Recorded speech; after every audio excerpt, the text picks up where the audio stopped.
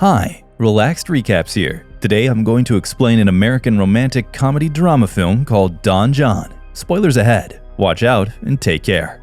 John is a middle-aged man who is addicted to adult movies. He has his life together and enjoys being with women, but prefers to watch girls on the computer rather than being with them physically. There are only a few things John cares about in life, such as his body, for which he goes to the gym every day. Then there's his house, which he enjoys cleaning himself. Other things that are important to him are his family, his church, his boys, women, and, of course, corn movies. John works as a bartender, so he has no trouble meeting and bringing new girls home. And due to his ability to seduce any lady he wants, his friends call him Don John. One evening, John goes to a club with his friends, Bobby and Danny. As usual, the boys begin discussing and rating the girls in the club. Just when John notices a stunning woman named Barbara in a red dress, he approaches her and starts drinking with her. The two then dance for a while, and John starts to seduce her. But Barbara refuses and exits the club. John follows behind, but the woman eventually gets into a cab without him. For the first time in a long time, John cannot believe he's failed to pick up a woman. He then returns inside and meets another beautiful woman. Once again, John starts dancing with this new woman, and a few minutes later, he takes the lady to his place, where they spend a steamy time together. However, John is still unsatisfied, so he turns on his computer in the living room and watches some R-rated videos, since he prefers fantasy over reality. The next day, John cleans his apartment and drives to church, as he does every week. He confesses his sexual encounters and masturbation to his priest, and is given some prayer atonement. Afterward, John visits his parents' place for lunch with his family. During his time there, his sister Monica is always silent and buried in her phone. His father is a football fanatic who is kind of noisy and aggressive. Meanwhile, his mother expresses her desire for John to find a good lady and break the good news to the family soon. Days pass by, and John still can't stop thinking about Barbara, so he goes around the bar asking for her name. Bobby searches for her on Facebook and informs John that if he wants to get this girl, he might have to play the long game. Since John is not fond of dates, he tries to reject the idea, but after some thinking, he decides to go for it. Surprisingly, Barbara agrees to meet John for lunch the following day. She wonders how he got her name because she knows she didn't tell him, but John insists she did. She then sternly tells him not to lie to her and that he will be happier in the future if he always tells her the truth. John eventually reveals that he inquired about her name to his friends, which she finds adorable and calls him cute. After that, the two proceed to see a typical romantic movie, which John finds pointless but pretends to like. Later, they kiss passionately before Barbara departs for her home. Throughout the next few weeks, John continues to see Barbara, who uses the promise of sleeping with him to push John into improving himself. After one date, they kiss outside her apartment door, and she persuades him into meeting his friends and family. While making out, Barbara urges him to start attending night classes so he can finish his degree and get a real job. John agrees with her and then ejaculates in his pants. He later returns home and masturbates to Barbara's Facebook pictures rather than porn this time.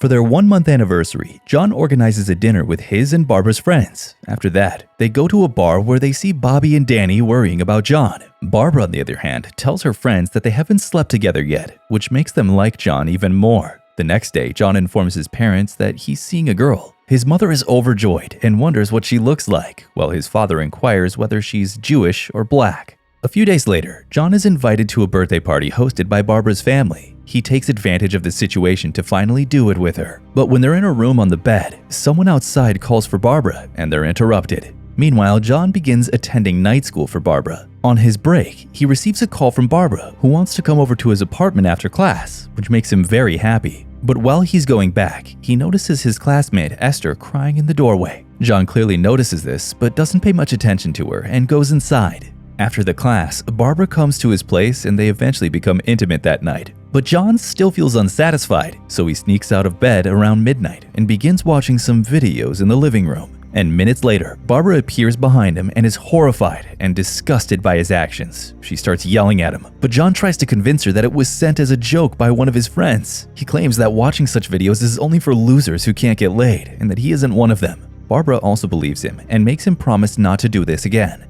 If not for himself, John tries to resist watching porn for Barbara, but it turns out to be more difficult than he anticipated. John tries to not watch porn videos when Barbara is there, which is tough given that she's spending more time at his apartment. However, he soon discovers that he can watch porn videos on his cell phone and starts to watch it everywhere. One evening, while watching a porn video in class, Esther sits by him and apologizes for crying in front of him. John finds it weird and tries to brush it off, but she continues to explain herself as the class begins. John awkwardly listens to her explanation until Esther finally asks if he was watching Korn on his phone. But upon hearing this, he becomes defensive and tells her she's crazy for saying such a thing.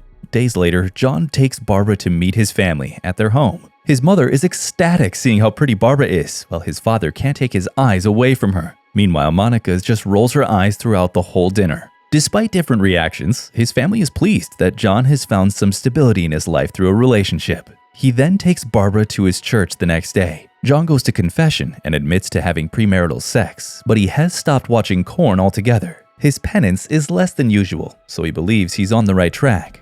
One evening, during a class break, Esther approaches John and gives him an adult movie from the 1970s. John is confused by this, and believing she's hitting on him, he informs her that he has a girlfriend whom he loves. Esther tells him that she's not looking to hook up with him, and that he simply wants to provide him with something better than what he was watching on his phone. She questions why he would watch Korn if he already has a girlfriend, but John becomes enraged and walks away. Later, John and Barbara head to a store where John says he's going to get some mop pads. Barbara thinks it's inappropriate for a grown man to do chores and offers that she'll have her maid clean his place. But John claims that there's no need because he enjoys cleaning his apartment himself. The conversation becomes heated and Barbara refuses to discuss housework, claiming it's embarrassing for her.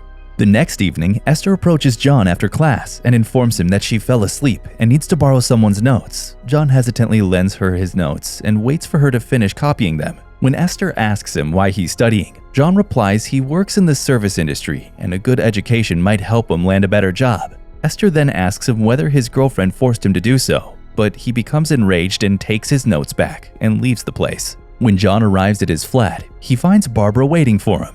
She's enraged and reminds him that on their first date, she asked him to never lie to her. John has no idea what's going on, but Barbara confronts him that he's visited 46 Korn sites today. Still, John keeps lying and says he didn't watch a thing, but Barbara opens up his laptop and shows it to him. Realizing he's trapped now, John apologizes to her, saying that everyone watches Korn and that it's not a big issue. Barbara, on the other hand, says he really liked him and thought he was different from the other guys, but she was wrong. She then breaks up with him and walks out of the apartment. After this, John returns to his routine, recalling how he enjoyed being single because no one tells him how to live his life. But it's obvious that he's on a downhill spiral. He continues to watch Korn throughout the day, breaking his own record and ejaculating 11 times every day. A few days later, John is driving his car when he suddenly starts screaming and smashes another person's car window. He then goes straight to church and begs for forgiveness for losing his temper. Meanwhile, John continues to lie to his family, claiming that he's still seeing Barbara. One afternoon, Bobby comes to visit John and inquires about his current situation. John says that Barbara ended their relationship because she discovered him browsing adult videos. Hearing this, Bobby is surprised that Barbara would dump him over such a silly reason. He then encourages John to continue his semester of classes because it's nearly finished. John follows Bobby's advice and continues to attend his classes. He runs into Esther one evening and they end up having a steamy time in her car. After they're done, the two smoke a joint and he tells her about his breakup.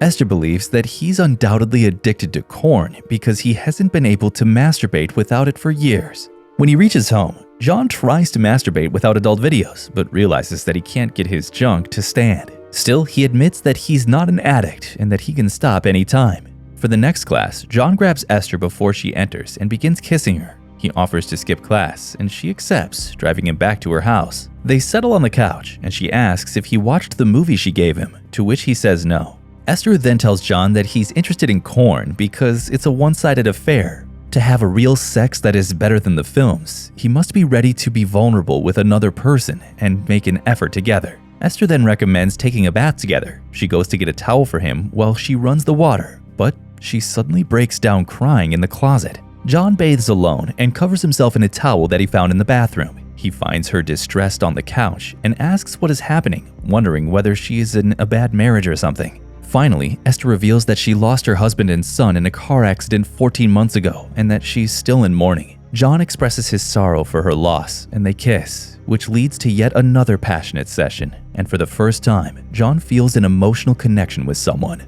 The next morning, John is in a good mood while singing and speeding down the street on his way to church. During his confession, he informs the priest that he previously lied about not masturbating, but he is now stopped for good, and the sex he recently had is very different. One day during a family dinner, John finally confesses that he and Barbara broke up. His father can't believe he let her go, and his mother is distraught because she expected to have grandkids soon. John says that he may not want a family yet, which sparks a heated argument in the family. Just then, Monica speaks up for the first time about John's affair. She informs her parents that it was clear that Barbara had her own ambitions and didn't care what John wanted or liked. She just wanted a guy who could do what she tells him to. Monica then tells John that it's a good thing that they're not together anymore. Days later, John meets up with Barbara in a cafe, and she notices that he's changed his haircut. John tells her that he called her to apologize, and Barbara claims that he's unfit for a meaningful relationship, since he is selfish and a liar. In response, John says that she asked for a lot of him, and that he was unable to fulfill her demands. Barbara then points out that it's natural for every man to treat his girl this way, but he tells her that it's one-sided for her, and as they end their chat, Barbara bids him goodbye and tells John not to call her again.